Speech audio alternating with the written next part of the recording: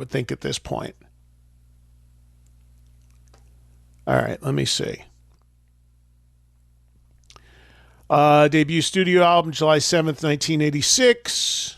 Of course, Crazy from the Heat was the EP that came before it. He was still in Van Halen at that time. Sirius XM Faction Talk presents essential listening for any fan of hard rock and metal. Music custom made for this environment. This is Trunk Nation with Eddie Trunk. Yeah, I love him.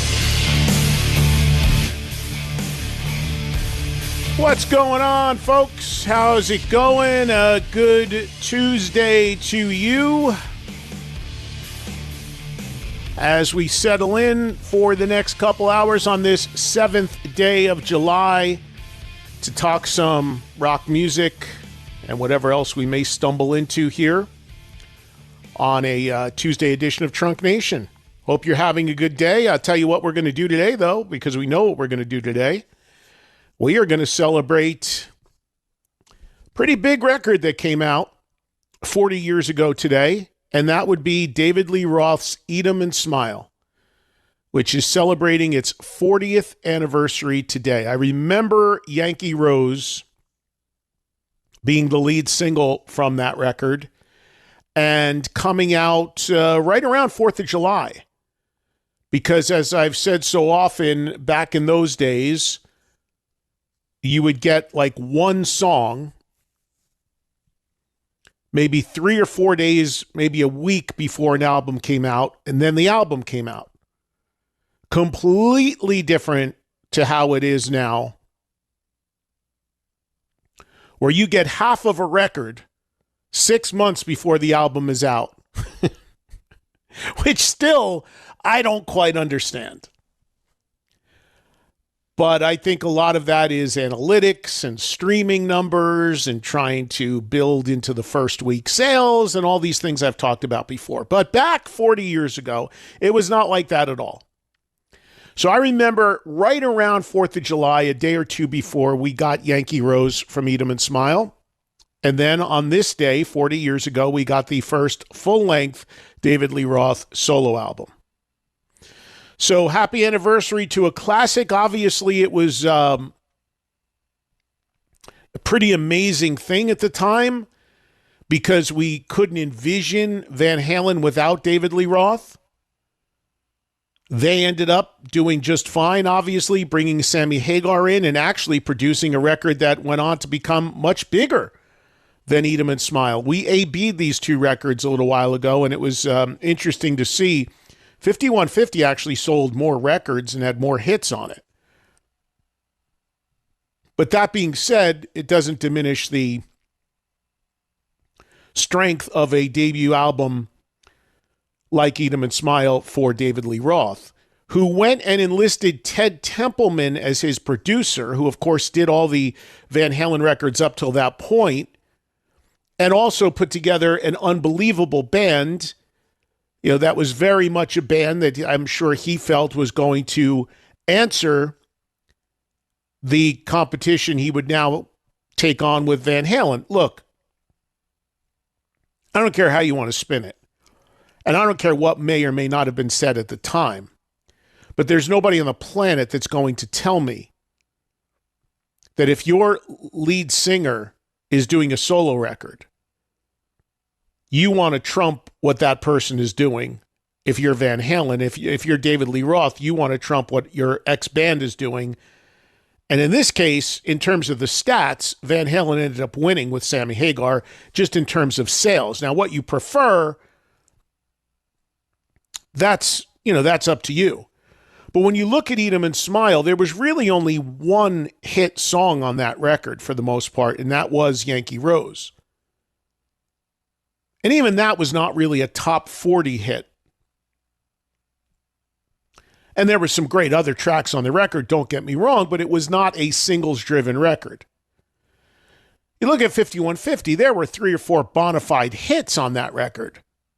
Love Walks In, Dreams, Why Can't This Be Love, Best of Both Worlds. I mean, it's a stacked record. So the airplay and sales were not really a competition. But even so, 40 years ago, people were very much in one corner or the other. Still, 40 years ago, later, there are people that still feel the need to have to pick a side. You know, they're Roth or they're Van Hagar. It's silly to me because they were very different bands, but there's still people with that divide out there, which is unbelievable. But 40 years ago today, you know, we were all very much curious to hear what David Lee Roth would produce with this new band and not being a member of Van Halen. And what he produced with Eat 'Em and Smile was a truly great record. So we're going to talk about that today with Billy Sheehan, who, of course, was part of that record and the bass player in that band. The band also included, of course, Steve Vai on guitar and Greg Bissonette on drums. So I'm just pulling up, let me go to the old computer here, because I want to pull up any stats on Eat 'Em and Smile. Unless, Joel, you may have done that already. I'm not sure. But. Yeah, as far as the certification numbers, Eat 'Em and Smile was certified platinum in 1986 and hasn't been recertified since. Oh, my God. They haven't recounted it in that long? Yeah, that's according to the RIAA website. Wow, that's crazy. See, I told you guys what happens with these records, why they don't recount them is because it costs money. And they don't want to, they don't want to spend the money to recertify them. But the record hasn't been counted in 40 years. So it's definitely way past a platinum record, I would think, at this point. All right, let me see. Debut studio album, July 7th, 1986. Of course, Crazy from the Heat was the EP that came before it. He was still in Van Halen at that time. Singles from the record, Yankee Rose, Going Crazy, which did okay. That's Life, I'm Easy. Those really didn't. I'm Easy was only put out in Japan, actually.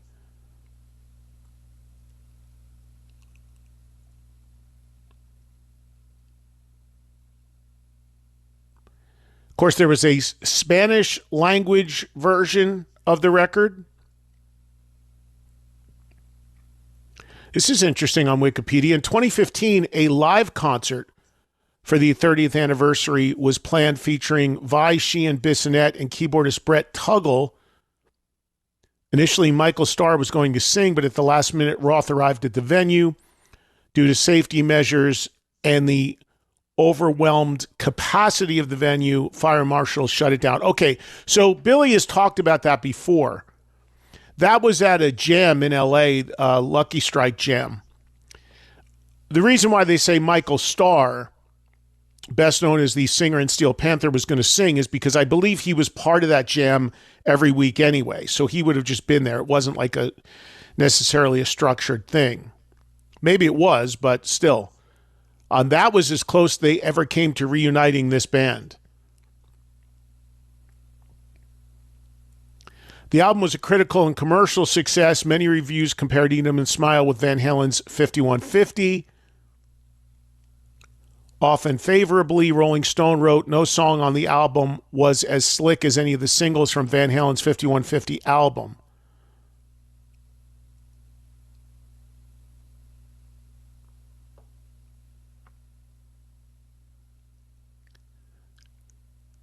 Of course, your lineup, Yankee Rose, Shy Boy, which was a Talas song written by Billy Sheehan. I'm Easy, which was a cover, Ladies' Night in Buffalo, Going Crazy,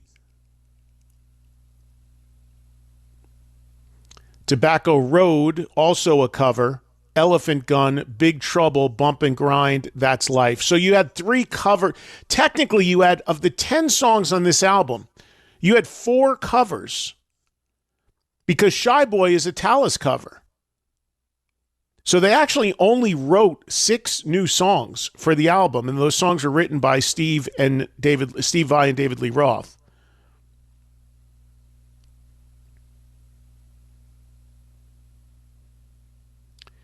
Interesting. Record was only 31 minutes long. Back in those days, that's what records were. Half an hour, 35 minutes. Of course, that changed when the whole CD thing happened and everybody started stacking up all these extra songs. So interesting to go down memory lane here. We're going to do so with Billy Sheehan, of course, who played bass on the album and contributed the song Shy Boy to the record as well from his previous band Talus, which is where David Lee Roth found him. If you, I believe, no Joel, nails, nothing. We're going to have Billy on Zoom. Are we able to take calls if we wanted to for him for this? Yeah. Of course, Angelo in Jersey suggested we do this about a week ago. One was to get the entire band on, which I did, as I said the other day, take a swing at doing. I heard back from Steve Vai. Steve Vai is not in the country right now. He is on tour with Beat, which is the King Crimson show that he does. And because of the time difference, he's literally on stage right now. So that's why he couldn't do it. And Greg Bissonette did get back to me as well, and he could not do it because he's in rehearsals with Ringo Starr. He has been Ringo Starr's drummer for a very long time. And Greg said he would love to have done it, but he was busy with Ringo today.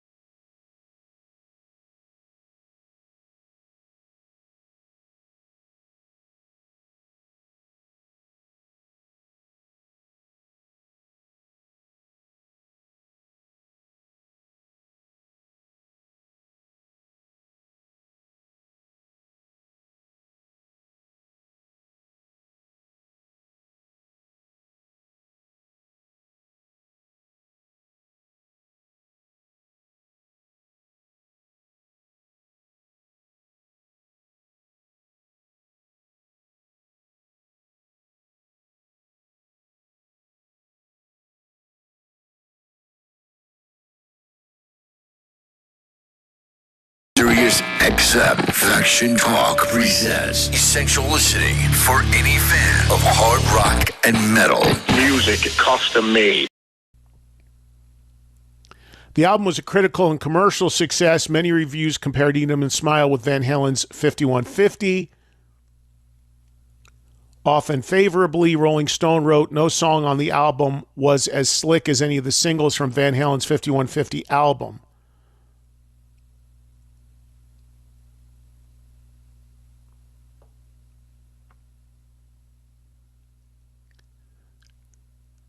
Of course, your lineup, Yankee Rose, Shy Boy, which was a Talus song written by Billy Sheehan. I'm Easy, which was a cover. Ladies' Night in Buffalo. Going Crazy. Tobacco Road, also a cover. Elephant Gun, Big Trouble, Bump and Grind, That's Life. So you had 3 cover. Technically, you had, of the 10 songs on this album, you had 4 covers because Shy Boy is a Talus cover. So they actually only wrote 6 new songs for the album, and those songs were written by Steve Vai and David Lee Roth.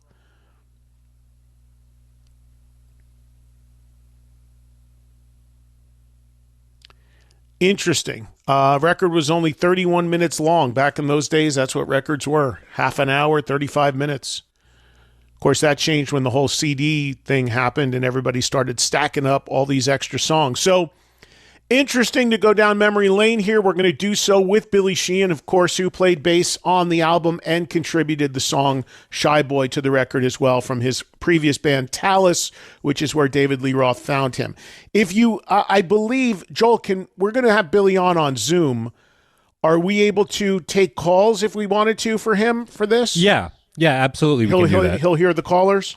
Yep, he should be able to, no problem. Okay, so if you guys want to ask Billy Sheehan any questions about the making of this record or the tour or anything related to this, when he joins us in 20 minutes, we will, I'm sure he'll be cool with it. We'll let you guys call in at 844-686-5863. Of course, Angelo in Jersey suggested we do this about a week ago, and Angelo's suggestion, which was a good one, was to get the entire band on, which I did, as I said the other day, take a swing at doing. I heard back from Steve Vai. Steve Vai is not in the country right now. He is on tour with Beat, which is the King Crimson show that he does.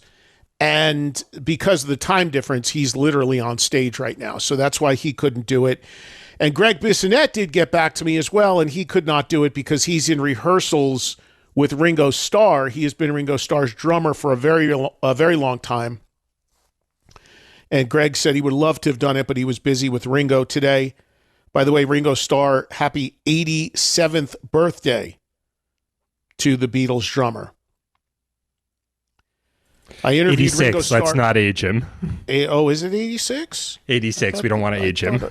I thought I read 87. My bad on that. Sorry about that, Ringo. Well, online it said 87, Joel. You might want to double check that. Not like 87 is not like online is ever wrong. Yeah, I know. I have 1940.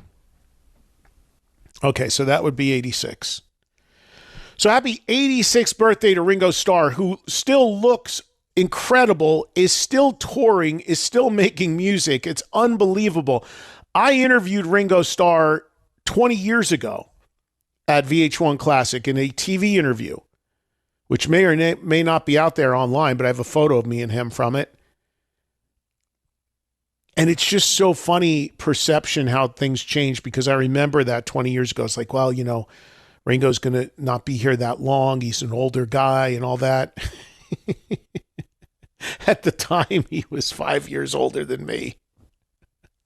At the time, he was 66 when I interviewed him. It's crazy. So happy birthday to Ringo, and that's why Greg Bissonette can't join, because he is busy prepping stuff with Ringo today. All right, a few other news items here on this Tuesday, and then we'll get to Billy Sheehan, and again, we'll bring you into that as well if you'd like. And then when we're done with Billy, we can still take calls on this record or calls on anything you want. 844-686-5863 is the number. Our social media, as usual, at Eddie Trunk, X, Instagram, page on Facebook, YouTube channel as well, and the show account at Trunk Nation SXM on X, Instagram, and that is on TikTok as well. All right, so some news today. The Eagles file under the No Band Ever Ends category, have, yes, announced more shows. Eagles have been on a farewell tour for about 40 years now. Their latest additional shows will be taking place here in fabulous Las Vegas at the Sphere, December 4th and 5th and December 11th and 12th. So if you'd like a little holiday fun going into Christmas and you want to come to Vegas and see the Eagles at the Sphere, 4 more opportunities to do so the first couple weekends of December. Eagles keep saying they're ending. Eagles keep saying the Sphere shows are their final ones, and Eagles keep adding shows just like pretty much every other band on the planet. I saw the Eagles at the Sphere not long ago. It is an interesting show. It is a good show. If you are going to the show, they do have on the floor seats. It is seated. It is an older audience. It is not a standing floor. Important to know, because if you are on the floor at the Sphere, you are not going to get the full effect of the seats, which have bass speakers in all the seats, which rumble your seat. It's a pretty cool effect. But if you buy floor seats for any show there, you're not going to have that effect, because you're either standing, or if you are in the seats that are seated, they are not wired and permanent seats, so they don't have the speakers in them. Not a huge deal, but it is part of the effect of going there that you kind of are going to miss out if you happen to be on the floor.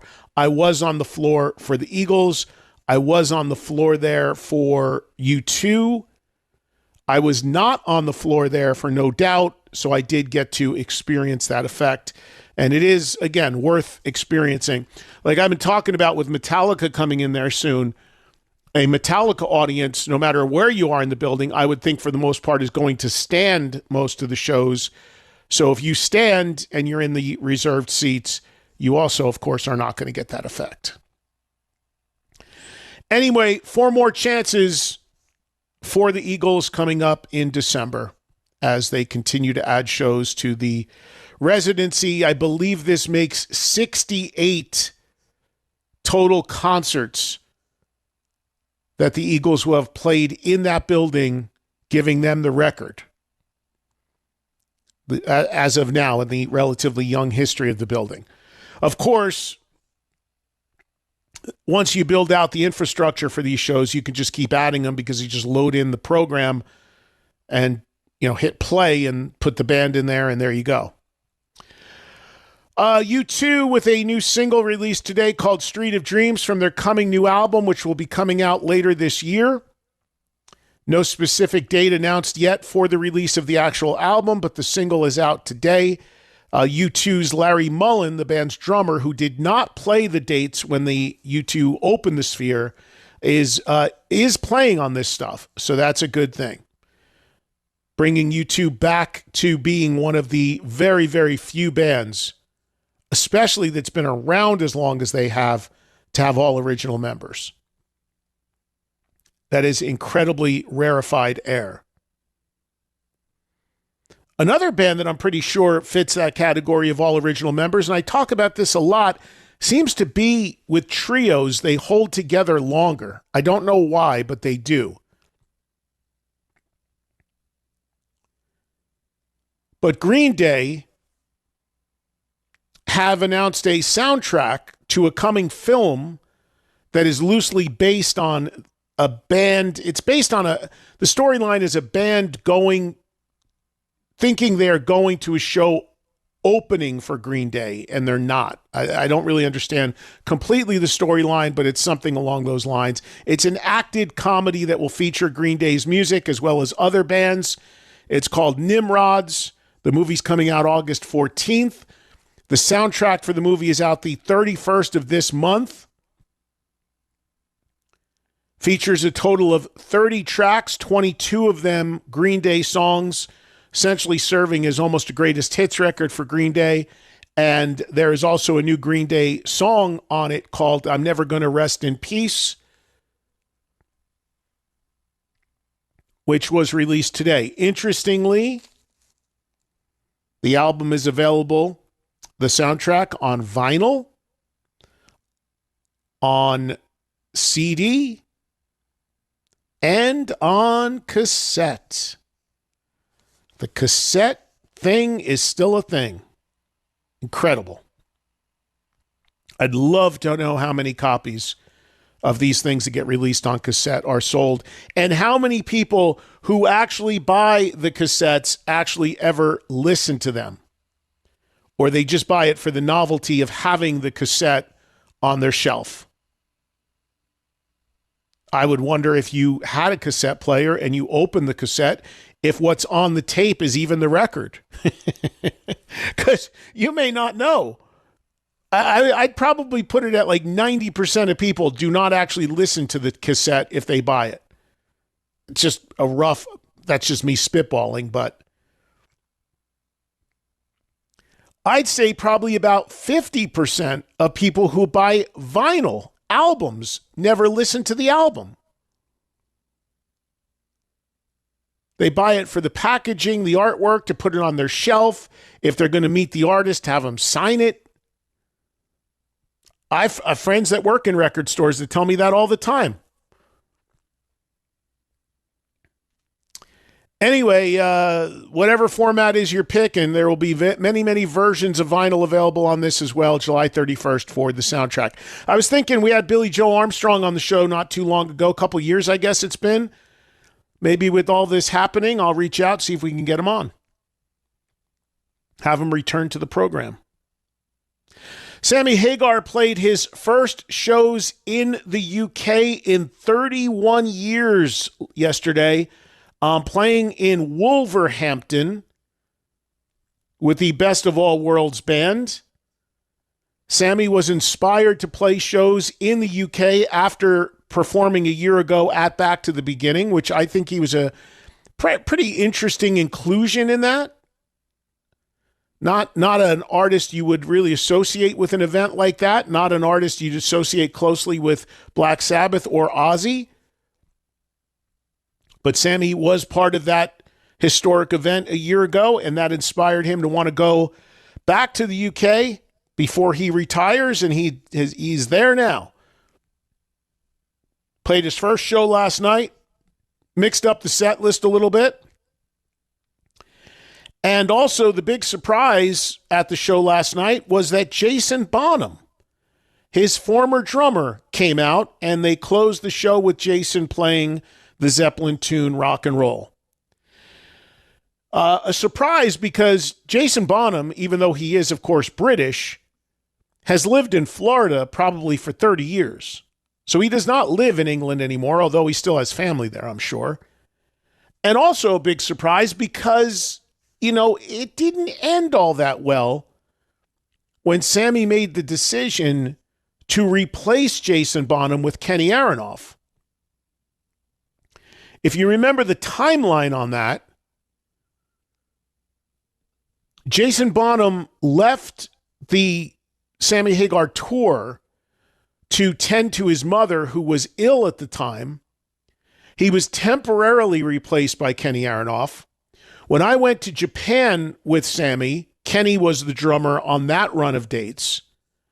But at that time, as a temporary guy, as a fill-in guy still for Jason. And then after the Japan tour, when we got back, Sammy made the decision that he was going to go with Kenny and keep him as the drummer and dismiss Jason Bonham from his duties. Jason Bonham was, not happy about it, understandably. Took it well, but was not happy about it. But clearly they have patched things up because Jason turned up at the show and even got up and did a song, so that's a good thing to see. Santana has added more shows to their ongoing Vegas residency at the House of Blues in Mandalay Bay. The shows are presented by SiriusXM, and they run November 4th through the 15th for the new dates, so check your listings if that's of interest to you. Todd Rundgren has added some shows to his tour. They will be October 21 through November 21, mostly in the West. And this is interesting. Obviously, we've had a lot of Rush talk lately. And for those of you that are audiophiles, like true audiophiles,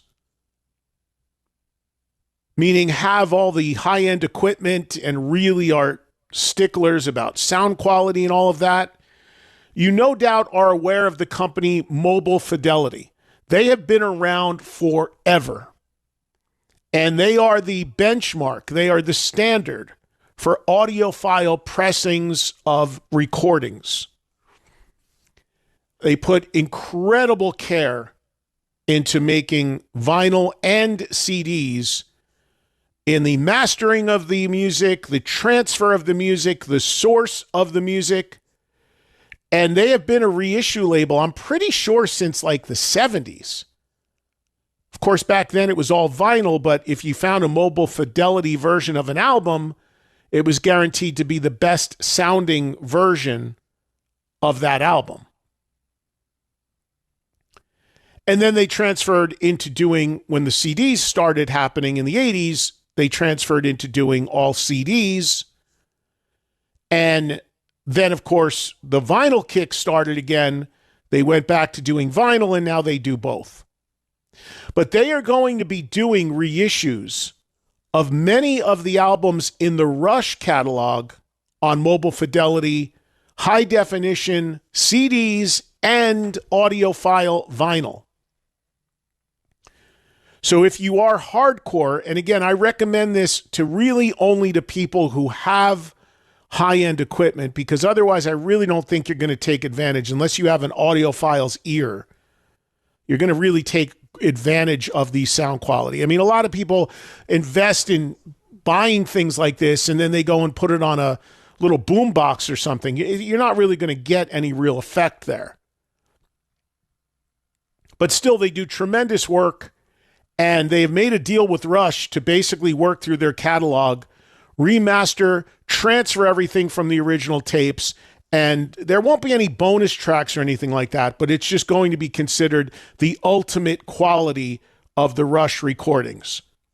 The first ones to come out from the catalog will be Fly By Night and A Farewell to Kings. They will work their way through the catalog, I believe releasing 10 or 12 titles, many of them from the 70s period. So for the Rush fans and for audiophiles out there, this is something pretty cool. And just to be clear, you don't need special equipment to play Mobile Fidelity recordings. But on some of them, some of the stuff, especially some of the CD transfers, you're not going to take advantage of getting that encoded level of sound without a certain sort of CD player. But they will play on standard players as well. And one other note from me on the documentary front, I had a chance to finish off watching the Earth, Wind, and Fire documentary. I had mentioned it a couple weeks ago. It's on HBO. It was produced by Questlove, who's done a few docs and does really good job with directing and putting together documentaries. It's 2 hours long, and it basically goes through the story of Earth, Wind, and Fire and how they were influenced, what they were influenced by, their early years, and then, of course, the influence they had on artists like Stevie Wonder, who's in the documentary, and Prince and Michael Jackson and many others. Definitely worth a watch. I mean, I'm not a huge Earth, Wind, and Fire fan by any stretch, but you know where I'm at with docs. I love them, and I'll watch them on any music pretty much, and it was good. There were times I was a little, being totally honest, I was a little bored by it. It got a little trippy for me. They got into like, you know, this Maurice White, who was the leader of the band, being like this really like, I don't know, he'd go stare at the pyramids and stuff. I started tuning out a little bit during that, but I made it through and I watched it and I enjoyed it. I mean, I wouldn't say it's a must watch, but again, if you're a total documentary nerd like me, I want to make sure that you guys know that it's out there. So it is on HBO and, of course, HBO's streaming platform as well. Joel, anything you want to jump in on? Just two quick notes to add. We got a new music video from John 5 for the song You, Me, and the Devil Makes Three. It's from his latest album, Ghost, which arrived late last year. And the band, The Rasmus, they've come up a number of times on our new music spotlight shows. They announced their first ever headlining tour of North America. Dates kick off September 6th in Chicago and run through October 12th in LA. Go check their websites for exact dates. Haven't talked to our boy Johnny Five in a little bit. Of course, a regular on the show, but he's out there right now playing with Motley Crue and will be throughout the summer. So maybe we'll get a little check-in with him at some point when they get ready to hit the road or before they do, and say hello to him. It's always good to visit with J5, and it's been a minute since we've had him on, so I'll check in with him and see what's happening. All right, thank you for that, Joel. Let's take a break. When we come back, we should have the one and only Billy Sheehan joining us. And All things rock. Where we can celebrate all the shit we love. Sirius XM Faction Talks. Trunk Nation. It's what keeps me sane. With host Eddie Trunk. all right, we are back, and this is going to be fun. I'm looking forward to, I always look forward to talking to this guy. He's an old friend and a tremendous musician as well, and he was nice enough to take some time to join us today to celebrate and talk about an album that he was a huge part of that came out amazingly 40 years ago today. The debut full-length solo album from David Lee Roth, Eat 'Em and Smile. The bass player from that band and that album, the one and only Billy Sheehan. Good to see you, my friend. How are you? I'm great, Eddie. Thanks for having me on. It's so great to see you as usual. Yeah, we were talking off air, and as the audience knows, I tried to get the band back together and get Steve on and Greg on, and Steve is on tour with Beat right now. He sends his love; he couldn't do it, and Greg is rehearsing with Ringo Starr, so he couldn't do it as well. So they all thought it was a great idea, but they were unavailable, but they were happy you were doing it. So it's all on you to tell the story, Billy, and go down memory lane from 40 years ago. I guess the best thing to do would be to just start at the beginning for you. You're playing in Talus, right, when you get the call to do this? Yeah, we just got signed with the William Morris Agency. They wanted to do a tour with Yngwie and Talus. And then we just got a record deal from Gold Mountain Records, Danny Goldberg. I think he went on later to manage Nirvana. And so that same week, a third phone call came in, unknown to me completely. And it was David Lee Roth's office wanting me to be in Dave's movie. I was like, what? What in the world? So we were going out to LA to start the tour with Yngwie. So I said, well, okay, I have a meeting with him. I went out to his house and they picked me up and took me out there and went outside with Dave. And I said, what's going on? He goes, well, there is a movie, but the real reason I called you is I want to start a band. You play bass, we'll find a guitar player, we'll find a drummer, and we'll go off and do it. And I always said to people, I'd never leave Talus for any band except for Van Halen. I go, David Lee Roth, close enough. And he was gone. Well, I wonder, was it at all a hard decision for you? Because Talus was your baby. Talus did really well in certain parts of the country. Things were really starting to happen. I know that most people would say, well, of course, it's a no-brainer. You go to David Lee Roth. But I think of it almost as a little bit of a parallel. Brad Gillis was playing with Ozzy when he had Night Ranger going. And he made the decision to go with Night Ranger because in his mind, even though they hadn't broken yet, it was going to be his thing. And that was more of that. So he took a gamble there. But for you, was there ever a thought in your mind, like, is this the right thing to do? This could flame out in a year and then I messed up Talus? I didn't think of it in that manner, but you're absolutely right, because it could have gone south easily. Who knows? Or at the last minute, he said, I'm going to get somebody different on bass. And then I would have been out of luck completely. But at the time, we're struggling a bit. Coming out of Buffalo, New York, we had to rely on a lot of clubs for shows to play and make money. And the scene was dying out because they raised the drinking age to 21. So all the clubs were losing business. A lot of clubs were closing down. I'm thinking, geez, something better happen pretty soon here. I ain't getting any younger. And so when the Dave thing came, plus I was just such a huge Van Halen fan from the very beginning. I love that band. I love Dave. And I remember going to see them the first couple of times and, I wanted to see Eddie, of course, but was transfixed on Dave as well. It was just such an amazing entertainer, as most of us surely think to this day. So, yeah, it was a little bit of a chance to roll the dice, and I got a lucky 7 for once. Thank you. Thank goodness. And there we were. And is it true that Dave came to see you, and were you aware of it playing with Talus when you opened for Yngwie, I think it was? Because I was at that show at the Beacon Theater. Oh, great. Did Dave come and see you? Yeah, I'd already made the deal with Dave even before the first show of that, because I went out to LA, and we decided, and he said to me, you can't tell anybody anything. So it was a giant secret. And to the rest of the guys in Talus too, I was thinking, man, at the end of this tour, we're gonna have a little meeting. I don't know. It was a tough thing. But yeah, he came out to see us in LA and then also in the New York City show. And was great and amazing. And I kept my word. I kept my mouth shut.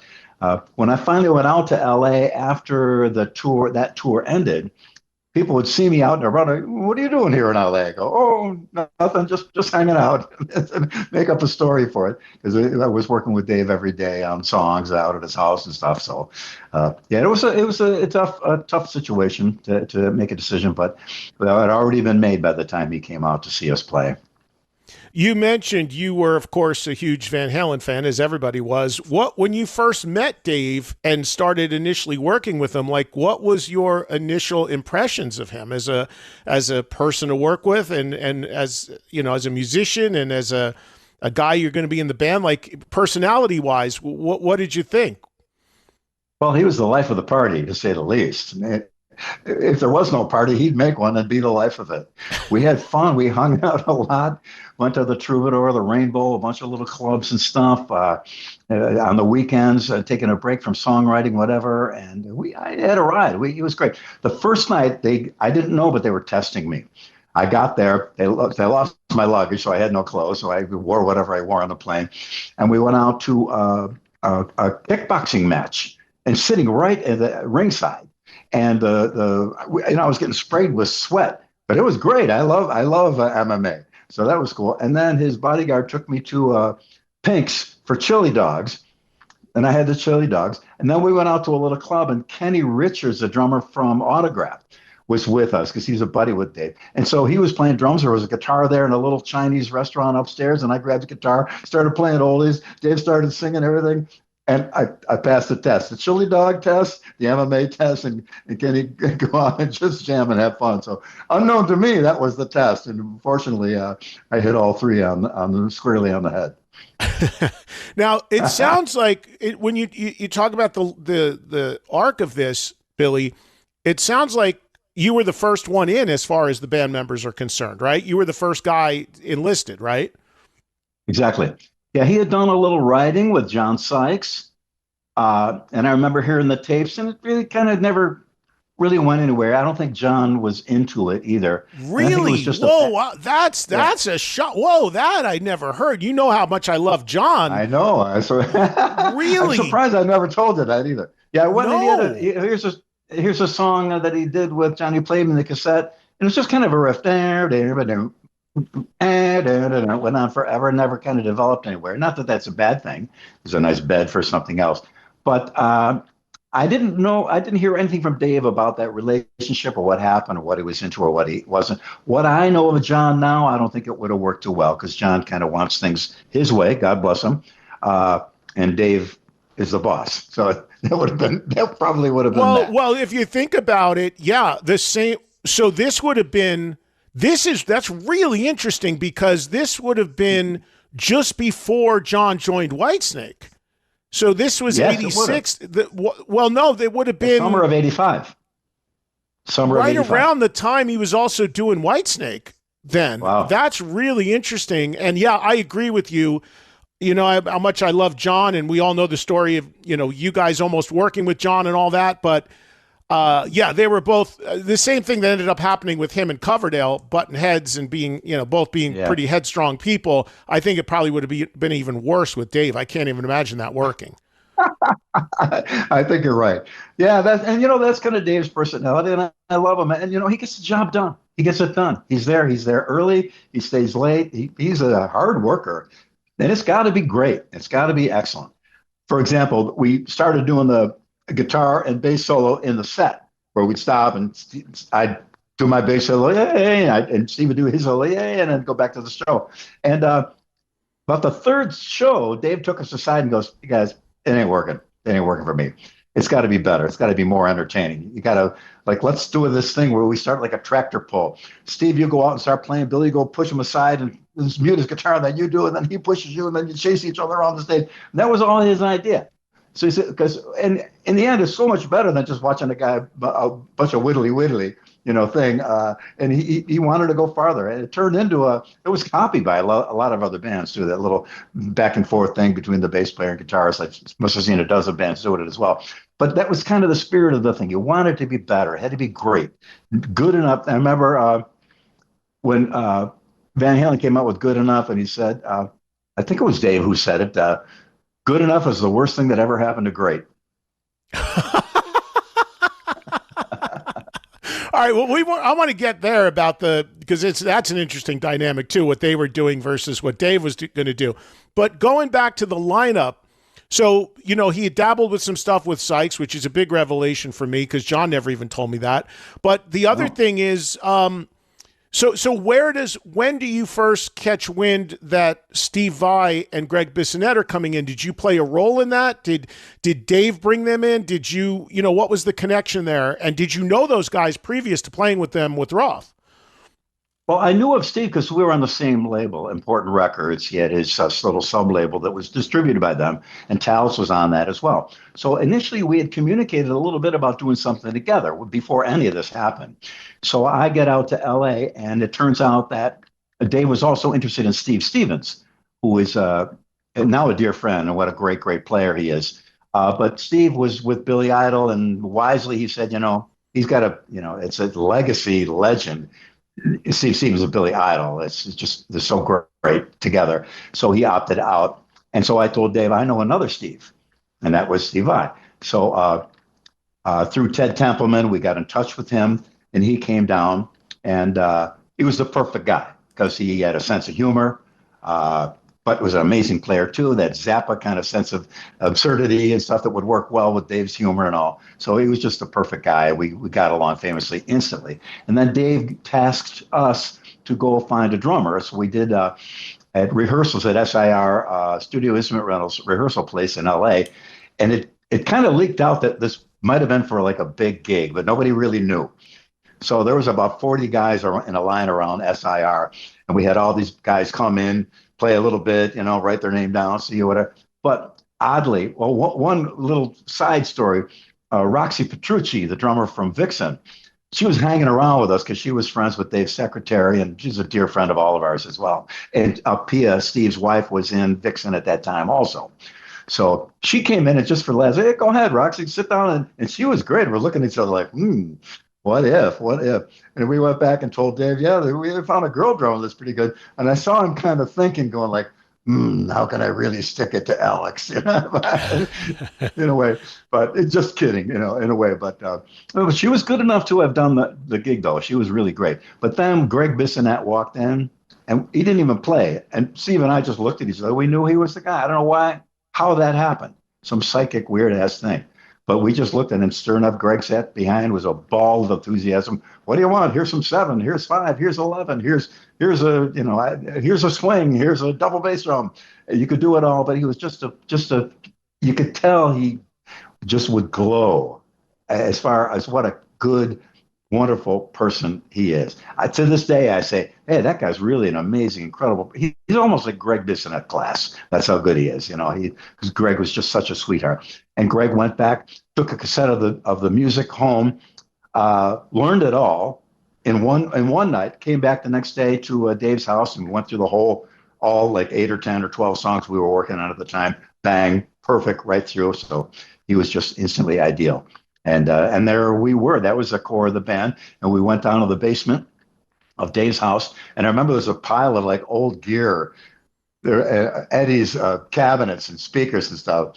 And I thought, I didn't want to blow it by overstepping my boundaries. And I almost said, hey, if you want to get rid of that trash over there, I'll take it home. Fortunately, I didn't. I would have stuck my foot in my mouth. But yeah, some old speakers and cabinets of Ez were there, and it was pretty cool. So, and we were down in the basement where Van Halen did a lot of the work down there as well, I believe. So it was a great thing. And we had out in the garage, we had leftover US Festival beer, which was out in the garage in Pasadena where it was 110 degrees.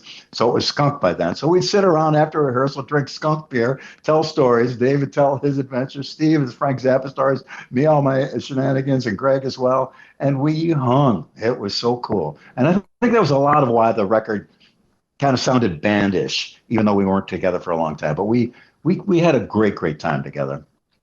Can you talk about the material coming together? Because when you look at the track listing of the record, I don't think people realize this until they really know the credits of these songs.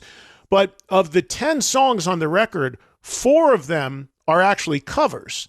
There's the 3, old songs. And then, of course, Shy Boy, which technically is a cover because it was a Talos song that you wrote. So tell me about the balance of material, the decision to do Shy Boy, the covers, and then, of course, the 6 songs written for the record, and how that all came together. Sure thing. Well, the sky opened up and Dave decided he wanted to play Shy Boy, which is great. And I don't know if the average listener understands, when you play a song from somebody, there's publishing money to be made. And if you're a big artist and you want to play somebody's song, you can say to them, I'll put your song on my record, but I want 90% of the publishing. that happens sometimes. It didn't happen this time. Dave put my song on the record. 100% of the publishing was mine. He got a small fee for arrangement because it was his idea to change the key of the solo, which was a good idea. We went to the relative minor, and when you come in and out of the solo, there's kind of a lift rather.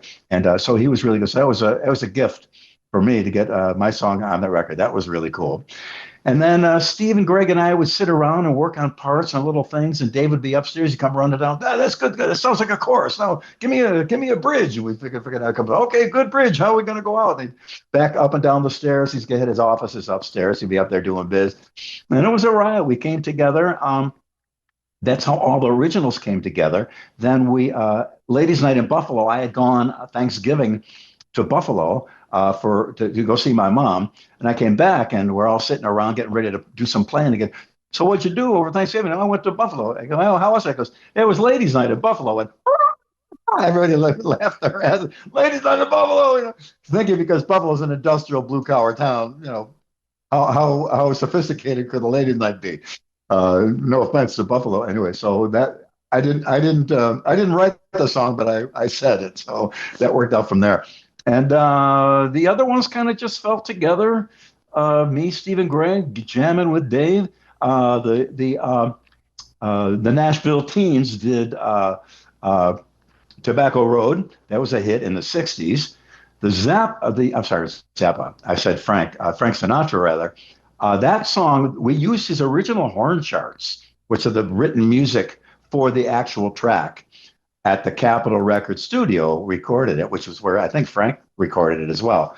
So that was kind of a cool thing. A lot of people don't appreciate because that's a whole different generation. But Frank was the David Lee Roth of his time in a lot of ways. He was the man, you know, different level of flamboyance, of course, but he was the hang. He's the guy you would hang with, and not unlike Dave. I'm Easy. I'm not sure where that came from. Just kind of a swing tune. Greg is so good at a swing with horns that it was just an ideal song for him. And what was the other compy tune? Was I forgot. I don't have it in front of me, but let me see. So yeah, Tobacco Road, which you hit. That's Life. Yeah. Which I'm Easy. Of course. Yeah, and what do we? I'm Easy and Shy Boy, I guess, if you want to count that. Yeah. There you go. There's the four. Yeah. Absolutely. Hey, so cool. What was it like for you? And tell me about the input of Ted Templeman, because that was a big move here as well at the time, because Templeman was almost caught in the middle of a divorce here because he did all the Van Halen records up to that point, and now Van Halen's making a record without him using the engineer, Don Landy, and Ted goes with Dave to make Eat 'Em and Smile and you guys. So what was the experience like working with Templeman? What a joy. Easy as can be. Just great. Yeah, do your thing. That's cool. Yeah, more of that. He was really into us having our freedom and doing things. And we have enough sense to not just go berserk on the whole record. And there's times you got to pull things down for vocals. So we did understand how the thing worked. But he was such a joy to work with and such a wonderful guy. We did the beginning of the recording up at Fantasy Studios in Berkeley. I think a lot of Journey down there.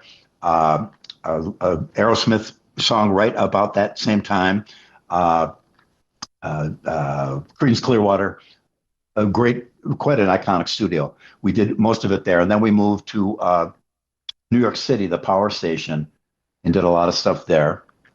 And then out to LA to Capitol Records, where we did the Sinatra song. I might have some of that a little mixed up as far as the sequence goes. But what a great guy, and what a wonderful guy. And to work with such a iconic producer and see how a guy like that works is really cool. Because everybody's different. Some guys come in, okay, this is how it's going to be, and shut up and do this, and this is my way or the highway. Where Ted was just really let the musicians do their thing, a little more of this, a little less of that, And then the sonics, he's got great ears, and everything just made it sound really good. And it was quite an honor to work with that gentleman, I must say. And it sounds like they really encouraged you guys to be yourself and to really play, because obviously, here you are. I mean, no matter how anybody was going to spin this, it was going to be looked at Dave's band versus his old band and all that. So they definitely gave you guys a chance to shine on the record. It's not over the top, but there are those moments where both live and in the videos and of course on the songs where you guys got to, to play and really show what you could do. Yeah. And did that came from, I'm assuming, Dave and Ted at that time, as to really, I've got Billy Sheehan, I've got Steve Vai, I've got Greg Bissonette, let's hear them. That would, I'm imagining, was the idea. Yeah, and that was a gift to all of us. We could show off our shtick and stay within the boundary lanes of songism, and have Dave do his thing. It was just it was a beautiful thing. I can't express how grateful I am that I landed in that spot at that time. Grateful to Dave and to Steve and to Greg too. They're still my best buddies. I love those guys. We've all worked together a little bit. Usually around holidays, Steve, Greg, and I have gotten together to sit around. Originally with Brett Tuggle also, as we mentioned before we started. Sadly, we lost him a couple of years ago. He passed away, but he was the live keyboard and a great singer. He was an amazing singer. So he sang all the harmonies with me to sing with Dave. And yeah, pretty amazing. And he did the tour, though, right? He was not on the record, yes. Right? So he came in for the live shows. But on the next record, he wrote a lot of the material. Right. And that's why it was a little more keyboard-oriented record, the next record, which wasn't necessarily my thing, and that became the beginning of that, but that's another story. Right. Let me ask you about and we've kind of alluded to this a little bit, for lack of a better term, rivalry. I mean, because no matter how you spin this, again, being a fan at that time, and I was in the business at that time, all eyes were on what's happening here. The idea of David Lee Roth without Van Halen and the idea of Van Halen without David Lee Roth in 1986 was just nuts. But I was almost, both things came out great. 5150 was a huge record and was very embraced. And it was different, but it was great. Mm. And here, I don't know anybody that didn't love Eat 'Em and Smile and didn't go to the shows. But when you're making this, was there, ever kind of alluded to, we got to beat those son of a bitches? No, because we were pretty much done by the time that record was done also. So we didn't pre-plan we didn't have any targets on the horizon at all as far as to shoot at. And as far as myself, Greg and Steve, we were of course on Dave's side, but we still were torn because we love Van Halen. I love all of us. I love Michael and Alex, and of course Ed is just so great to me. And if I got time for a little story, when I first got to LA. And I was about to go meet with Dave. Nobody knew anything. And I still had Ed's number. That was one of the best things in my life, is to have had Ed's number. And because he would take my call. At my worst, most down time, when my career was going nowhere and everything was coming up, mushrooms, was just awful, Ed would take my call. And that meant a lot to me. And it got me through a lot of tough times, just because the man was kind to me. It was amazing. So when I got to LA, I called Ed to invite him down to the show. Yngwie Tallis playing. Hey, Ed, come on down to the show. He goes, yeah, I'll try. It's pretty busy here, And I go, yeah, I'm going to go out to Dave's for a meeting tomorrow. And then he goes, what? You're going? And he didn't know. He didn't know about, I don't think he even know that Dave quit yet. And so I thought, oh man, I just stepped in it horribly. He goes, oh, what, you got to tell me what happened. You're going to have a meeting with them? Yeah. Well, I guess so. And he goes, you got to call me tomorrow right after the meeting and tell me what happened. So I'm thinking, oh man. So if I call Ed, Dave will probably say, you just blew the secret. And I don't know what Ed is going to do. I don't know if there will be any gig for me there. So I could ruin this whole thing by opening my big fat mouth. So I thought, I won't, and I didn't call Ed the next day, and I didn't speak to him again until about a couple of years after I was out of the band. So that was Ed didn't even know Dave had quit yet, and I was this close to blowing the whole gig by opening my big fat mouth. So fortunately, I said, and then a few years afterwards, I talked with Ed again, and he was great too. He was cool with me, and we had a good talk. Since that time, I went up to the 5150 and jam with him and Alex. And we played together in the Jason Becker tribute. And he's always been a sweet, sweet guy to me. And I love him dearly and will never think anything else about him other than great things. But that was pretty interesting. And I almost blew the show by opening my fat mouth. You could have blown both gigs. You were caught in the middle there. You know, like, you don't know what the hell's going on. Exactly. Trust me, so we all know the politics and tightropes you got to walk around some of these bands and band members. Is me doing this over 40 years, I know better than anybody. There's eggshells. You got to be careful. You just got to know how to navigate the world a little bit, you know, the best you can. So a couple more things from me, and then we'll let the listeners say hello to you real quickly if we can. Great. I want to ask you about, the videos, because, of course, this was the heyday of MTV, and the videos were so iconic, and Dave was known for the videos and all the over-the-top stuff. Did you have fun doing the videos for the songs from the record? Insane. It was totally insane.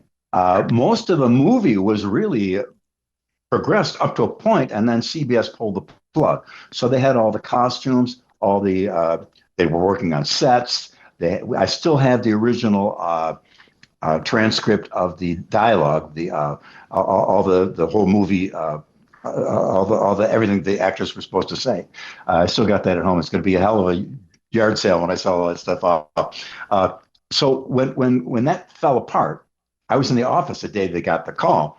And everybody's like, "Oh man, we just worked our asses off on this for 6 months, and now it's in the toilet. What are we going to do?" So Billy, let me just stop you there real quick, because I don't fully know this story. Maybe some of my audience doesn't either.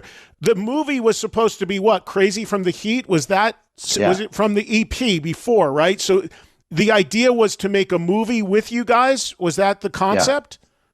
Yeah, we got fitted, and they got all kinds of crazy clothes for us. When I came out on stage on Even a Smile with this wacky jaguar or leopard coat with a gold, that was the pimp coat from the movie. the guy who was the pimp, whoever they were going to cast, and a lot of stuff. A lot of the ideas were used in the videos as well. So the videos were a riot to shoot, but man, it was hard. You'd get there at like 6 a.m. You get there 6 a.m. You would just keep on going till 2 a.m. And I remember the next day I could barely walk from running around and doing the stage stuff and everything. It was, but it turned out to be quite a great thing, because the videos got a lot of attention. The original Yankee Rose was just great, and going crazy after that as well was pretty cool. But yeah, there was a movie, and then they pulled the plug on it. I was there the day that the word came down, and I remember saying, "Hey, to hell with the movie. We got a great band. We got an amazing record. Let's just go out and play." And suddenly a couple of beers opened up, and we said, the heck with it. Let's go. And we were off on figuring out a tour schedule and go from there. And that's a perfect segue into the last thing I wanted to ask you was about the tour, because you went out and the tour was, from my recollection, tremendously successful. What was the whole experience like for you? Because now here you are, you're on stage with the singer in Van Halen, and you're not only playing original music that you were a big part of, but you're now playing some Van Halen songs too. So what was that all like for you? Amazing. A dream come true. We were rehearsing at Perkins Palace, which is like a 3,000 seater in the Pasadena area. And I remember sometimes, because this was such a whirlwind of things going on in my life, I'm on stage singing at the mic, and Dave is up next to me singing the harmonies for "I'm on Fire" by Van Halen. I'm on fire. And all of a sudden just hit me, oh, it's David Lee Roth, and I'm in his band. You know, it just kind of all fell down on me at one time. And it was overwhelming just to think, man, I'm here. I'm in Hollywood with Dave, Steve Vai, Greg Bissonette, Brett is here. The crew and staff were amazing. The lighting guys, the sound people, everybody was just, all the Van Halen folks mostly left Van Halen and came to work for Dave. I'm not sure what story is behind that, but most everybody that I remember from touring with Van Halen in 1980 with Talas, Patrick Whitley was the production manager. Eddie Anderson was Dave's guy, and security guy. They were all with him still. So it was nice to have had a little history with them. But man, it hit me like a ton of bricks that one night. Like, holy cow, this is a real thing. I'm here, and it's amazing. So we went out on tour, and it was a riot. It was just a blast, a dream come true. We were one thing. We're always respectful. Myself, Greg and Steve and Brett, I can account for them always. Dave was great to us. He was on a different bus, and we were on our bus, which in a way was probably a blessing in disguise because if we did it that way, we didn't get in trouble with the boss. But we would on the stage. The stage was numbered from our point of view. The barricade that you when you're up to the front of the stage and watching, it was numbered. So if we'd see a really attractive young lady, we would note the number, go to the side, tell security, section 14, blue top, blonde, 4 rows back. And he'd get on the radio, section 14, blonde, blue dress, and you'd see a security guy walk out, find her, and put a after show pass on her. Swear to God. Those were the days. And after the show, there would be a whole room of great people, beautiful girls, wonderful, sweet people. And we were always respectful. You got to believe it's really true. We're always respectful, To a lot of these girls I still know to this day, and they're grandmothers now, and and I see them with their grandkids sending me messages on Facebook and stuff like that. But we had a riot, and one of my favorite times is David in the backstage area. He had a huge PA stereo. Really loud, giant stereo. And he'd go and he put some of his music on, which would be a little esoteric or a little thing. It's like something that he thought was cool and everything. And everybody's sitting around looking at each other. And he'd look at me and go, all right, put it on. What he meant was put my choice, Back in Black. You can never go wrong when you put that record on. And you'd hear, and the whole place would go. And then we'd have a riotous after show dance party. And it was a riot. It was so great. And Dave was generous to us and wonderful. We got paid really well. And it was a dream come true. Really amazing. Yeah, that thing with the backstage passes, that comes from his Van Halen history because that story has been told, back in the early Van Halen days as well. So that was one thing he took from Van Halen with him to the new band. No question about that. Oh, that's brilliant. Yeah, I remember hearing about it back then also. Yeah, when we toured with them in 1980 as Talus, it was a PhD in Showbiz 101. I mean, it was like a military operation. They were up and set, and everything was exactly where it was supposed to be. Later on, there was a lot more drugs and drinking and a little less on point. But they were still, I always say, the tour we did, about 30 shows with them, at their worst, they were only spectacular. Mm. And something else just came into my head. So Talus opened for Van Halen in 1980. Is that where you first you mentioned that you were in touch with Eddie Van Halen and you guys would talk. Is that where you first connected? And did you connect much with Dave on that tour? That's where I got together with Ed. And I hate to be such a fanboy, but I can't help it. It's Ed Van Halen. I saved all the times he gave me his phone number. And the first time was the end of that tour. He was going out with Valerie Burton. They hadn't been married yet, I don't think. So she had given him a card, like a romantic card, at the end of the tour, and he ripped a chunk off the card and wrote his number. And I got it framed in my house. You come over, I'll show you. As you should. And then another time he wrote me all of his numbers from the studio and the rehearsal and all the place, and I saved all those. So I was in touch with him from then. That's what I said. It was such a great help to me in my career to know that someone like Ed would take my call. It was really important. We spoke a couple of times about me playing in the band. Now, I know it's a little controversial, but it is true. And it never came to be. It never came to any paperwork being talked about. But I remember going up to see them in Toronto after Buffalo. They played Buffalo. This is a couple of years after we toured with them. We'd go and we knew all the crew guys, so they'd let us backstage. And I was with Dave at a table, and the other guys in Talus were with Ed at another table at the bar after the show. And I remember there was a look on the other guys in Talus's faces like of not good. And Ed was kind of doing this to them. And I found out later that Ed was saying, you guys got to step up your game, man. We're going to steal your bass player.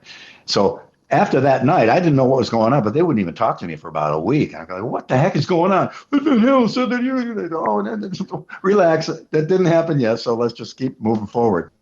So that was one time. And then a couple other times, I'd gone up to Ed's room to listen to some cassettes, and he said, what would you do if I asked you to join Van Halen? I said, what plane would you want me on? And he shook my hand. After that, I went to see them in Toronto, and Dave came to me and said, hey, I heard you've been talking with Ed about that. Yeah, I goes, oh, that's great. We'll talk to you after the tour. So it's real, and it was. But now Michael is awesome. I love Michael. You can't really replace him in Van Halen. You can't really. That's why even when Sammy came, there's a whole different band. And I was torn. And since then, I've spoken with Michael a bunch, and he's the sweetest, most wonderful, understanding guy. And he was a bass player in Van Halen and should have been there. I would have loved to. It was my dream. But in a way, I'm kind of glad it happened the way it happened with just Dave. And I never, it was a problem for Michael. Thank goodness, because I love the guy, and he's just great. I would always play people Van Halen records, go, what's the loudest thing you hear? Bass? It is. Bass is the loudest thing on the record. And man, he drives that whole band. So great. And the big thing about Michael is that voice. He still has it, that crazy high voice. I mean, that's him and all those harmonies. It's such a big part of the sound, and you really hear that even with what he's doing now with Sammy. And he's just one of the best people. You had told me that in the past, Billy. You said that you were such a Van Halen fan that as much as it would have been cool for you to have been in the band, you just didn't want to be the guy that disrupted the lineup, because you wanted to still see the band of those four guys. You didn't want to be that guy. Maybe I could just stand off the side of the stage and let Michael continue playing. But no, I love all those guys, and Michael especially. I felt terrible a couple of times when I saw him because I knew he knew, and he knew that I knew, and it's just to become friends with him. That's the kind of guy he is. He wouldn't be a Sheehan trying to steal my gig, you prick. No, he wasn't like that at all. He was always been kind to me and friendly with me, and he kicks ass on bass. He's the perfect bass player for the band. No one else could really do it. That would have been great. He's the only guy. He's the best. One of my favorite people. He's the best. Exactly, as a person. Reunion. It comes up all the time. I know it almost happened 10 years ago. The fire marshals called it off at that jam. We've talked about that. Even now, people still, Dave's out there now doing stuff again. Are you in touch with them? Is anybody from the original band in touch with them? And do you ever think you would ever, I'm sure you'd want to do it. Is there ever been any other close calls where there was a thought of it coming back together again? No, after that night, Dave said, hey, let's do it. Let's get together and do a tour. And said, okay, great. And then we didn't hear from him again. And I love Dave. He's a very special person. He's not the kind you would call up, and I'm sure he has his friends in his inner circle, but it's closed off to some degree. So that's not like I'm in touch with him, but it doesn't mean I love him any less, or that I'm even one molecule less grateful for what he did. And I'd love to do something again. We're all getting up there. I'm in good shape. Fortunately, my voice is still here like it was. I'm still hopefully playing it like I was. Steve is doing great. Greg is as good as ever, or if not better. So I don't know if it could happen or if it would happen, but sometimes because it's not happening, in a way, it's kind of good that mystery kind of remains. You know what I mean? And I have a video of the show shot professionally, I think in Washington, D.C. I think I'm the only guy that has it. I can't put it out because it's Dave and it's his show, but I do have it. So if he sees this and if he wants to put it out, I'll be happy to turn it over to him. But that's I've showed it to a couple. If you come over, Eddie, I'll show you. I'll prove to you. Oh, I would love to see it. And I bet you it's from Landover. Is it from Landover Capital Center? Because Capital Center. For some reason, there's a ton of Pro Shot concerts that have come out of that venue. I don't know if they took it off the screen feed or what they were doing in that venue, but there's so many bands that there's from 70s and 80s that have shows from that venue. Funny. Yeah, I think that's it. I think it's on Capital Center. Yeah. So that's up to Dave. That's his property, really. I mean, I'm glad that I can show it to my friends here and there. Make sure to put their iPhones away before I do that. Right. Was there anything for Eat 'Em and Smile that was recorded and not used? Funny you should mention it. Ray Lugier was a dear friend of mine. He's a great drummer. We played with Dave for about 6 or 8 years, I think. Yeah, I know Ray. And I got together with him a couple months ago. Those are about five or 6 songs that we didn't do. Why don't we record them? So we got the drums, we got the bass done. couple guitar players and a couple singers to come in. So we got a bunch of the songs that were never done, as well as we did a couple remakes of some of the things from Eat 'Em and Smile as well.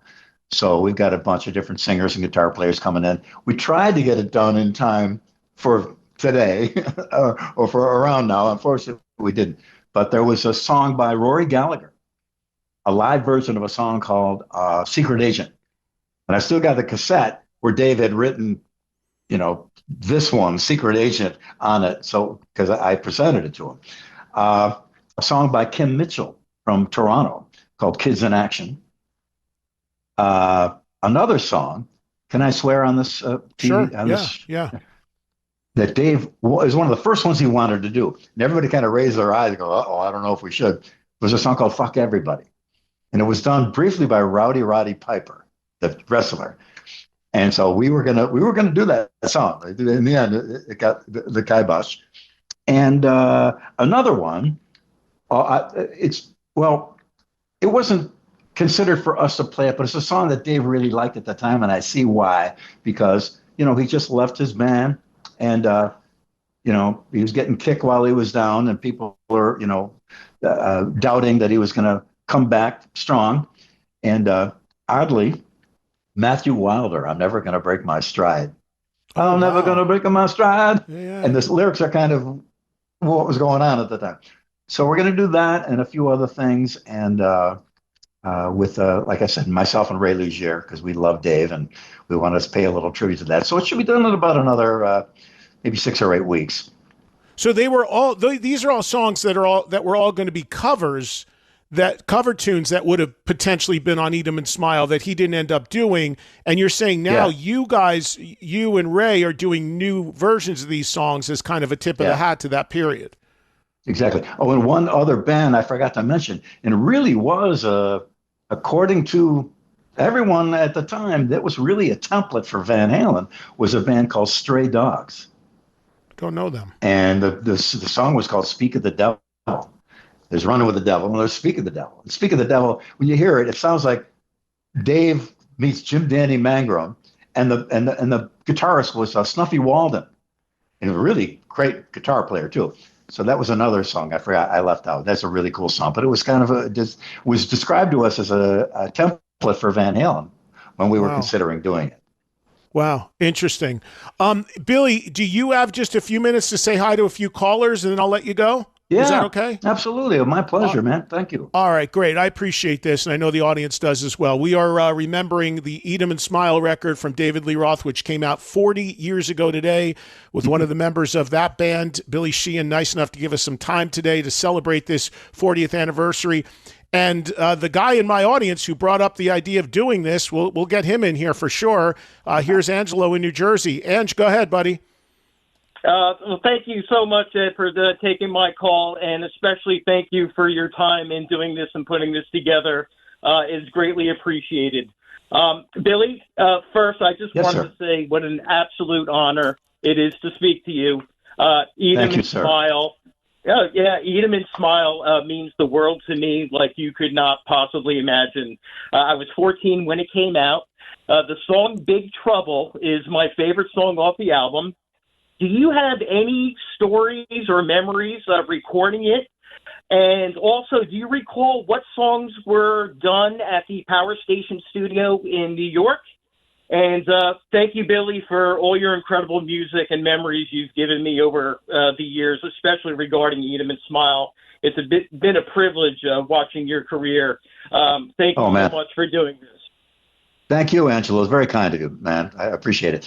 Yeah, I don't remember some of those details like that. Big Trouble. They would get in his car and have his guy Eddie drive around and get in the back seat of the convertible with a pad and paper, and they'd have a cassette of the music, and Dave would just do it. And I think Dave's one of the greatest lyricists in rock. It's completely unique.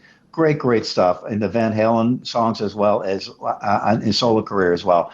Just as far as he's a smart guy, but he's also a wild man and a partying guy as well. And he's got a perfect combination of the two in a way to give a little bit of an intellectualism, if you will, and a little depth of those lyrics, but also a little raunch as well. And it is balanced so well. I wasn't around for him writing. I wrote the fire cracking on the 4th of July. That was my line. And Yankee Rose. That was my contribution there as all. But what a great lyricist and all the earlier Van Halen records. It meant a lot to me. So I didn't see the process up close, but I know Dave would come back the next day with a whole bunch of lyrics, and he would put them together. Initially, we have outtake tapes of him doing vocals and trying different things. The intro to Yankee Rose, he didn't have it completely down yet. We just kind of improvised it. So Steve would go, wah, and he would say something else completely. And eventually they figured out a really cool way to interact and make it sound exactly right. So I apologize. I don't have much to say on the history of how that went down. But yeah, he's a grandmaster. Let's get James in Southern California in here real quick. Go ahead, James. You're on with Billy Sheehan. Billy Sheehan, great to hear from you. I love all your insight into that awesome album. Thanks, man. And hey, let me tell you, when I first saw Yankee Rose as a fellow bass player, I mean, I just realized I had to up my game. The musicianship and everything on that was just phenomenal. And the other thing is, you know, all the other bass players I talk to that have spoken to you always say you're just such a great guy, a great human being, you know, love to share your thoughts and your ideas. And I really, really appreciate that about you. You're a great man and a great bass player. So thank you for all of that. You are too kind. You are too kind. Thank you, man. Hey, one other thing. I know you've been speaking with Brett about our show, Metal Mastication. Hoping you can get out here to Southern California and do an episode and see what you can cook up.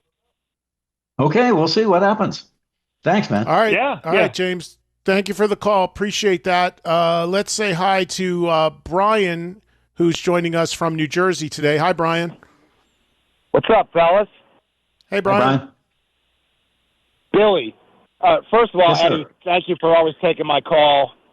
We don't live too far from each other. Ed knows that. I'm from Morris County area in Jersey, and always been a huge fan, and I love calling the show. Billy, this album that you guys did it's still unbelievable to me.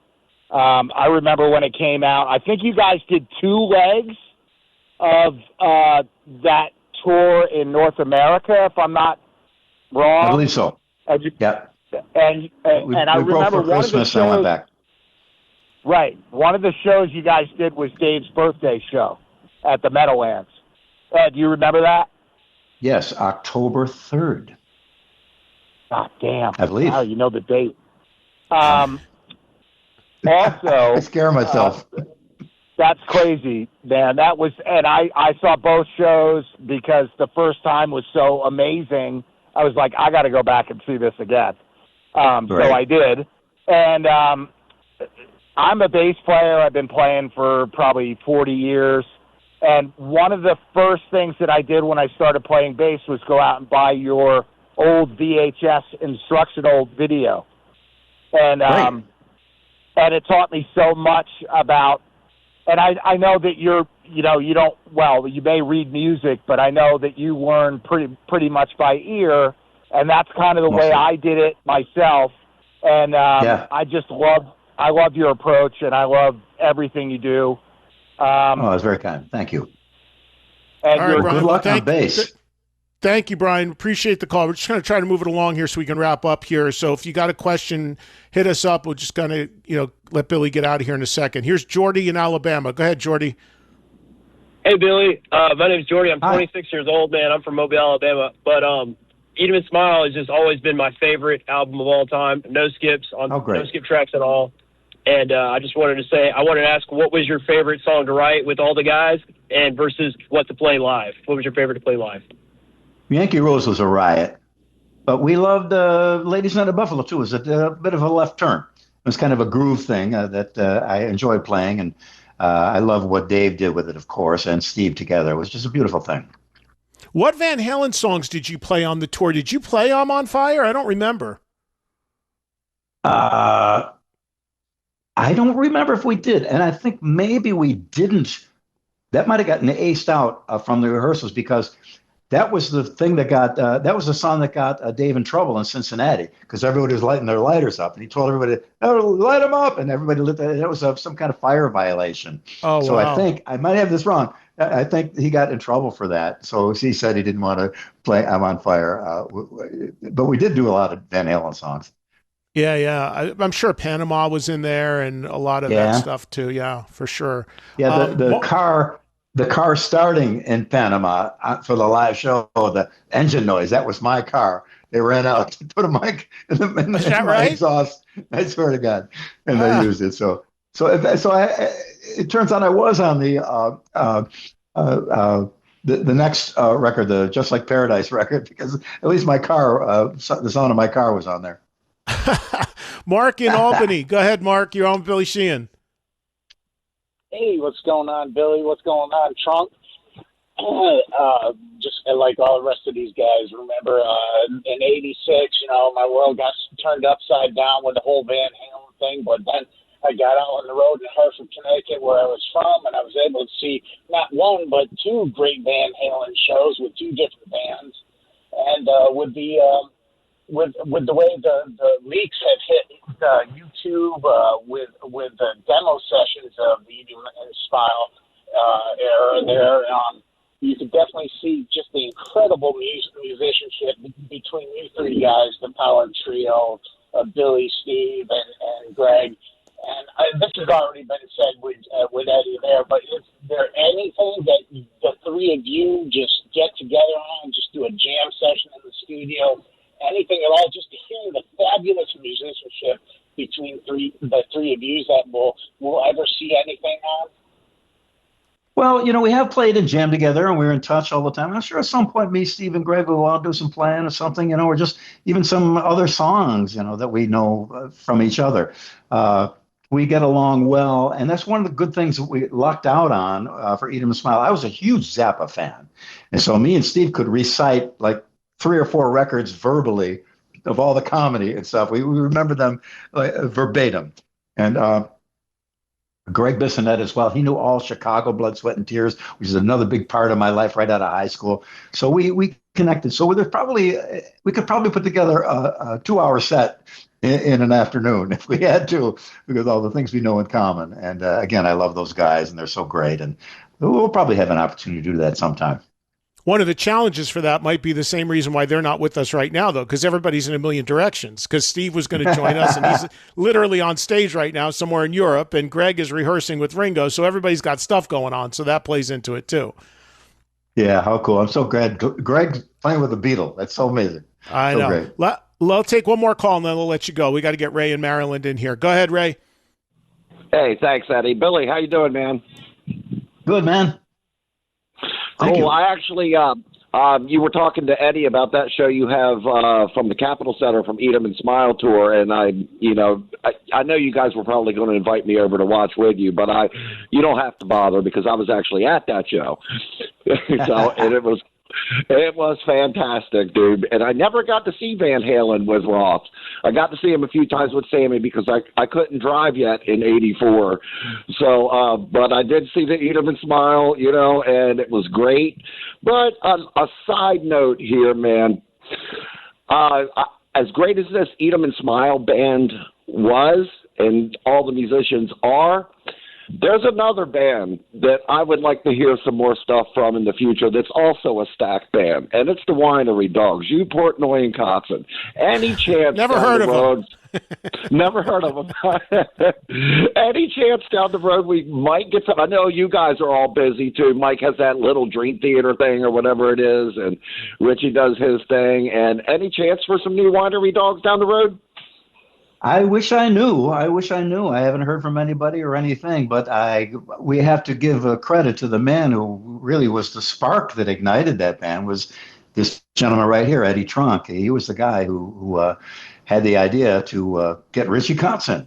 And those guys are both amazing talents, and I enjoy playing that band very much, but I don't know anything about any future. I apologize. If I did, I would be happy to do that. But I do, Eddie, if I may be so bold, is to utilize some of this airtime for my own purposes. Well, that's why that was a great jumping off point from Ray, because of course the Winery Dogs, we all hope the band comes back. We'd all love to see more shows and records. As Ray alluded to, everybody's in different places at the moment, but hopefully there's another way it can come back together somewhere in the future. But yes, I was going to ask you, Billy, anyway, because last time you were on with me, as we let you go and transition into what's going on now, you were playing in a band called The Fell. Are you still doing that? Yes. Yes, sir. We got British dates, UK dates coming up at the end of the summer into October. The record will be out very soon. I'm really pleased about that. And there isn't one more thing, if you don't mind. Please. When we did the 1985 record with Talus, which was everything that was going on with us in 1985, when I left to join David Lee Roth, all those songs, we went back and did them all right. And singer Phil Narrow came out and just nailed it. He got up to the mic and knocked it out of the park. We didn't know how ill he was at the time. Now we know even how much greater he was to have stepped up to the mic and done what he did in the condition he was in. And sadly, we lost him soon after that record. And I'm really, really pleased to announce that his son, James, who has got an amazing voice, much like his dad, has decided to do some shows with Talus. So we're going to go out with that lineup, and James is going to sing. I already had him sing a couple of our songs just to see if it fit, and he sent me his voice and it's a spitting image of his dad. Wonderful, sweet kid on top of it. So we're very excited. Beginning of next year, we're going to go out and do some shows as Talus with Phil's son at lead vocals, and we're so happy about it. He's such a wonderful young man, and we're going to have a blast. So there'll be Fell shows coming up too, and similar to most of my life, I'm kind of in two bands at the same time. It's the Fell and the new version of Talus with James Narrow singing lead. Wow, that's interesting. That's awesome. I didn't know. So for Talus fans out there, it's not done yet. There's still more to come, and that's yes. Exciting. And for people that did not hear that previous record, that was a real good record. So people should check that out. And for the Fell, there's an EP out right now, right? That's what's released so far. Yeah, we've got about another 6 or more songs that'll be attached to the record, and really great stuff. I love playing it. It's a band built around songs rather than musicianship, as most of my bands usually are, but it's really great to have a really song-oriented band, and we had a great response to some live shows we did recently, so be plenty more of that as well. Yeah, it's really good too. For people who have not checked out the Fell, that's some really good material. And lastly, Billy, just hit me. I mean, I know Mr. Big did a farewell. Is that completely done as far as you're concerned, or do you hope that somewhere down the line you'd be open to do? I mean, I think Eric recently said in an interview he'd be up for doing more if there was an opportunity. Do you think that's done, or do you think that could come back at some point? Well, we did say when we did the farewell tour that it was really a farewell tour, because a lot of people do, as you know, they do a farewell tour. They come back again another year later, and then 2 years again. But we said even at the time we wanted it to really be a farewell tour. So that's kind of where my heart is at. And I think that it's a good idea to end on a high point. I just saw, I won't mention some names, but I've seen some bands out there, and it's continue to play. That's cool, and I love you, and I'm your fan. But boy, I'm glad we ended on a high point with Mr. Big. We were all still in pretty good shape, and that was a good thing. So I kind of like to leave it there. I think who knows what tomorrow may bring, but I would like to stick to our guns, and that was the farewell tour, and we ended on a high note, and that's a good thing. Yeah, well, I agree. As a fan, it's hard to see some of these bands that you love end, but it's worse when you see them stay too long at the party, and you're like, it's a shell of what it once were. And I mean, I get calls all the time about bands to this show every day, and it's not a category you want to be because it's just it tarnishes the legacy. You know, you want to go out saying, wow, the band's really, really good. Like, you know, Rush coming back is fantastic. I don't know if you had a chance to see any of the footage, but who knew Rush would come back 10 years later with another drummer? And I mean, I went to see him in LA. Great. It was amazing. And Geddy sounds great. So that's fantastic. Yes, but if you came back and you couldn't do it, and you couldn't be, you couldn't sound like they're sounding right now, you'd be like, oh man, I really wish it was that last memory with Neil. But they're doing a great job and people are loving it. So as long as you can hold a certain level, I think it's great. Play as long as you want, but when the wheels start coming off, you got to know when to get the hook. Somebody's got to get the hook. I couldn't agree more. And I'm so happy for Rush. We were lucky in Mr. Big to do a lot of touring with them, and they were the nicest people to us. Yeah. They were so great and so cool, and every night they were amazing. And I wasn't a huge Rush fan in my early days because I'm older, so they kind of came later. I was into the original King Crimson, Genesis, Prog, like that, and I did. But after we toured with them, what a great band! Geddy is just a grandmaster. I love those guys, and they were so kind to us. And we got a huge boost in our career by being able to open for them. So we're forever grateful. Listen, I'm grateful for the time you've taken with us today. It's always great to talk to you, and I really appreciate you sharing with the audience these stories about this incredible record from 40 years ago that I'm sure you're still very proud of, as you should be.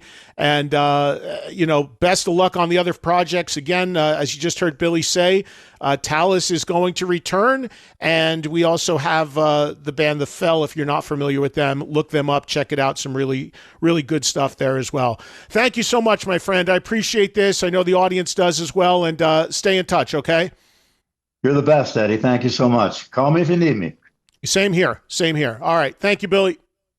Take care. We got to take a break. We'll come back, and we'll have a few minutes, maybe a few more calls, and we'll wrap it up. There you go. A lot of good time with Billy Sheehan right there on Trunk Nation. Fans and the Kiss Army, start packing for Vegas, because now is your chance to meet Gene Simmons and other rock icons at the Legends of Rock Expo. It's going down September 25th through the 27th at the Westgate Las Vegas Resort and Casino. More than 30 rock legends will be hanging out all in one place. From Gene Simmons, plus 3 other members of KISS, to Stuart Copeland of The Police, Geezer Butler of Black Sabbath, Dave Davies of The Kinks, Jerry Scheff from Elvis's TCB Band, and more. It's your exclusive backstage pass to autographs, photo ops, live panels, collectibles, and merch, plus 11 live bands performing throughout the weekend. The Legends of Rock Expo is open to the public, and tickets are on sale now at legendsofrockexpo.com, or you can purchase tickets at the door. Get ready to rock with Gene Simmons and friends at the Legends of Rock Expo, September 25th through 27th at the Westgate Las Vegas Resort and Casino.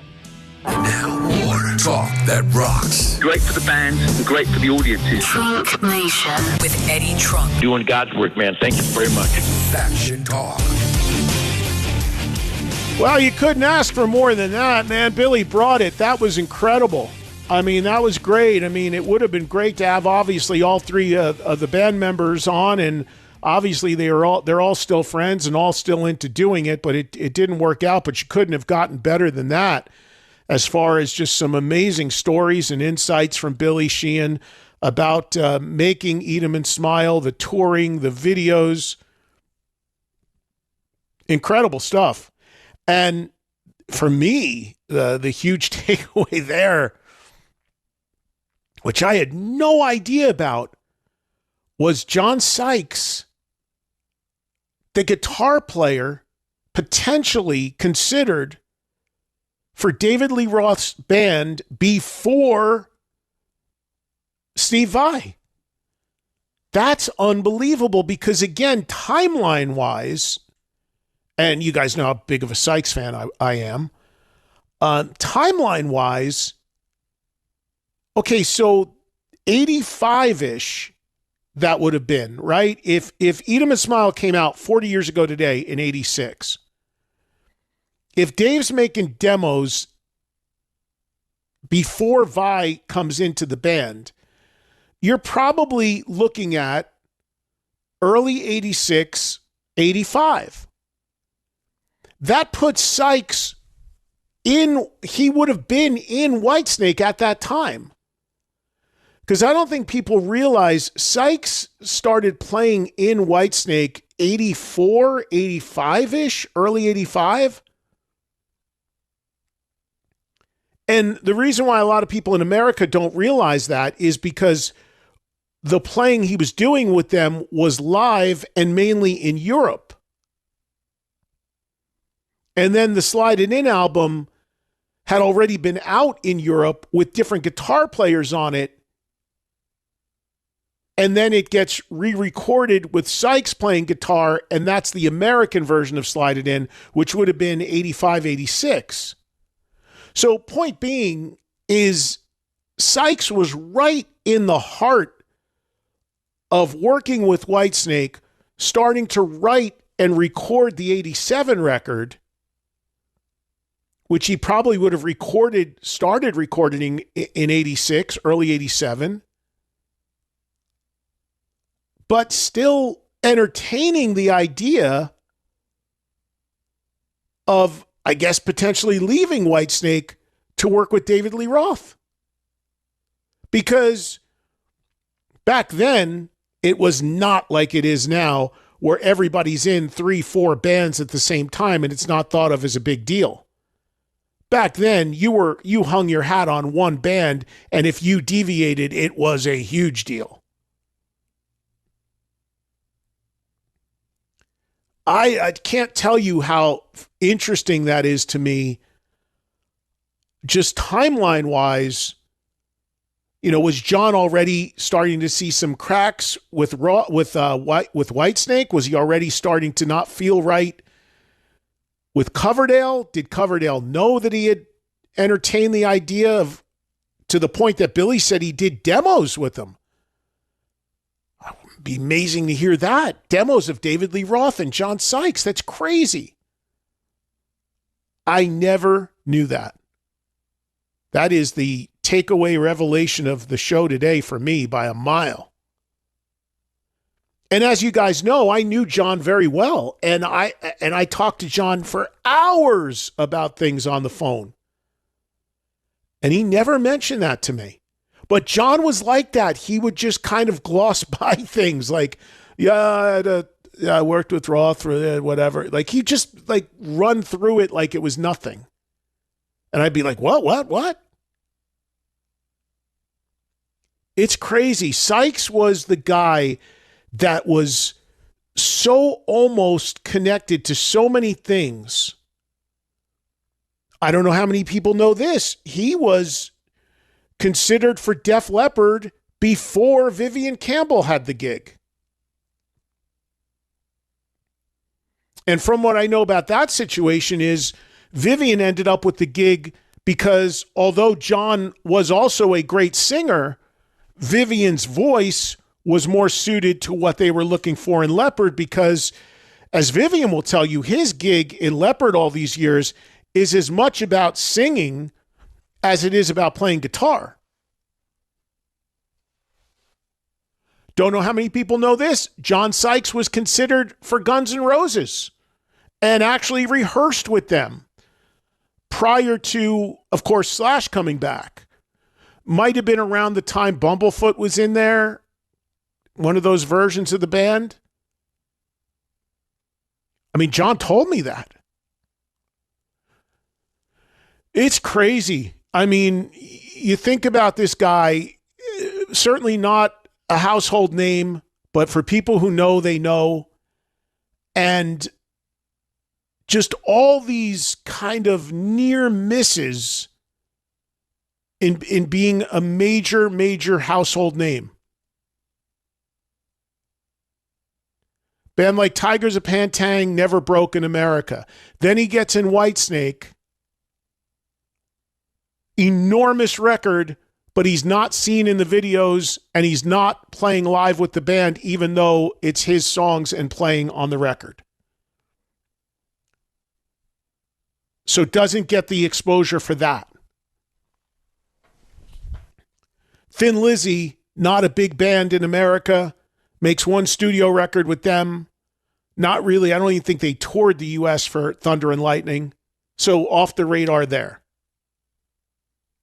And then Blue Murder, amazing record, doesn't go the distance. And then by the time there's a second record, scene changes, done. And then now we know there was a GNR moment in there. There was a Def Leppard moment in there. And now today we find out there was a David Lee Roth moment in there with John Sykes. It's crazy.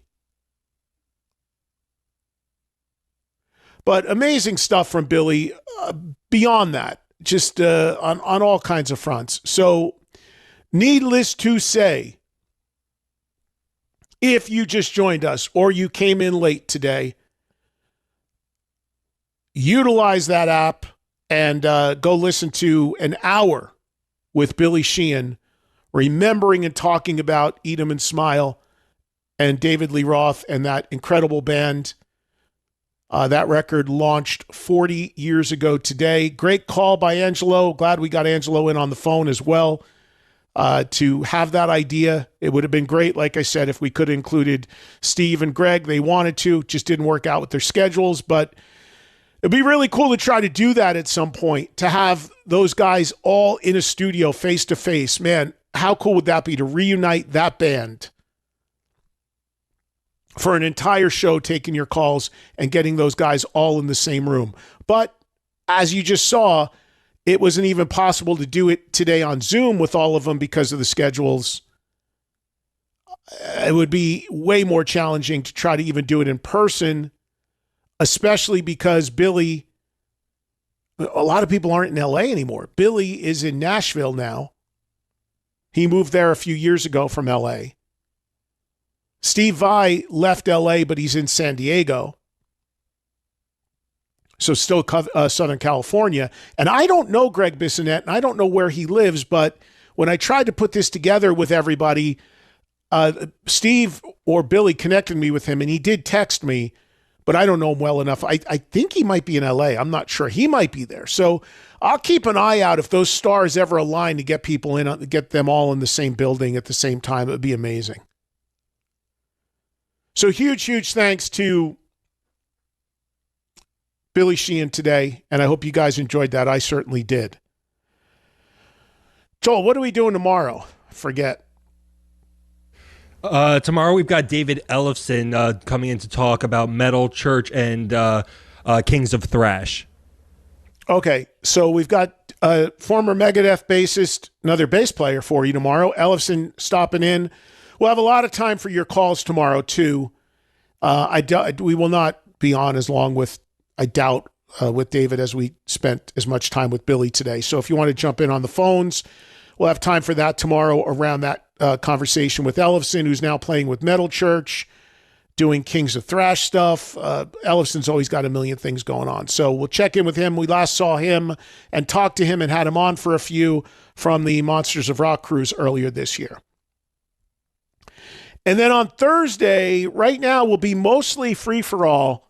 However, we also on Thursday are going to be joined by Carl Bell, who is, as I mentioned yesterday, the founding member and main songwriter from the band Fuel, a band that I like a whole lot, always have since day one.